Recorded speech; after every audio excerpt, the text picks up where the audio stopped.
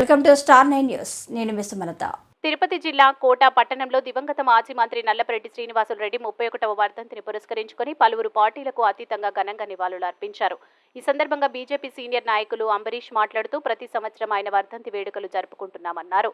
ఈ ప్రాంతానికి చెందిన శ్రీనివాసులరెడ్డిని కోల్పోవడం చాలా బాధాకరమన్నారు. ఈ కార్యక్రమంలో డాక్టర్ రమేష్ బాబు, గునుపూడి నందకుమార్, లక్ష్మీనారాయణ తదితరులు పాల్గొని శ్రీనివాసులరెడ్డి విగ్రహం వద్ద ఘనంగా నివాళులు అర్పించారు.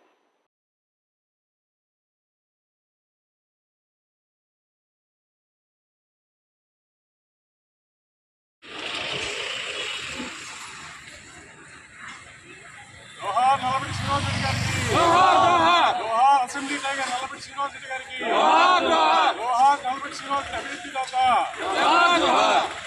నల్లపరెడ్డి శ్రీనివాసులరెడ్డి గారికి జోహార్. జోహార్ జోహార్ నల్లపరెడ్డి శ్రీనివాసులరెడ్డి గారికి జోహార్.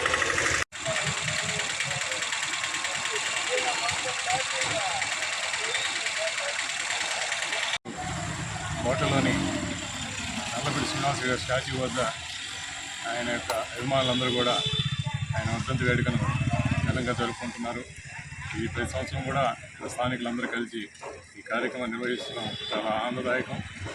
ఇటువంటి మహనీయుని మేము మన ఏరియా దగ్గర గొప్ప వ్యక్తి కాబట్టి అటువంటి ఆయన్ని మనం అతి త్వరగా కోల్పోవడం అనేది చాలా బాధాకరమైన విషయం. ఆయన చేసినటువంటి అభివృద్ధి పనులు చిరస్మరణీయంగా కూడా నిలిచిపోతాయని మేము కోరుకుంటున్నాం. ఈ సందర్భంగా ఒక ముఖ్య విషయం ఏంటంటే గంగా బ్యారేజీకి శ్రీనివాసరెడ్డి గారి పేరు పెట్టడం అనేది చాలా హర్షించదగ్గ విషయం. మా అందరికీ కూడా గర్వకారణం. కోట గ్రామస్తులందరికీ కూడా ఆయన యొక్క అభిమానంగా మేమంతా కూడా చాలా ఆనందిస్తున్నాం. అటువంటి మహనీయుడు ఈరోజు లేకుండా పోవడం దురదృష్టకరం. ఆయన అనేది అభివృద్ధి అనేది ఏందో ఆయన యొక్క పనితనంలోనే మేము అతి చిన్న వయసు నుంచి కూడా ఆయన ఆలోచించి ఆయన మార్గదర్శన మేము ఆలోచనలో పడినాం. కాబట్టి అటువంటి వ్యక్తులు ఈరోజు లేనందువల్ల మేము చాలా బాధాకరంగా చాలా త్వరగా కోల్పోయామని ఇటువంటి వ్యక్తిని జన్మజన్మలో కూడా ఆయన చేసినటువంటి సేవల్ని మేము మర్చిపోలేము. ఇటువంటి మహనీయులు మరి ఎవరు ఉద్భవిస్తారో ఎవరు చేస్తారో కానీ ఇంతవరకు మా కళ్ళకి అయితే కనబడలేదు.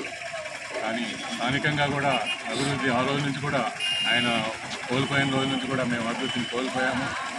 ఏ చిన్న విషయాన్ని కూడా ఎవరికి వాళ్ళు అలా తలగా బాదుకొని సమస్యల్ని ప్రశ్నించి తీసుకొచ్చారు. కాబట్టి అటువంటి అవకాశం కూడా ఎవరు ఒక పెద్దనే దిక్కు లేకుండా పోయింది.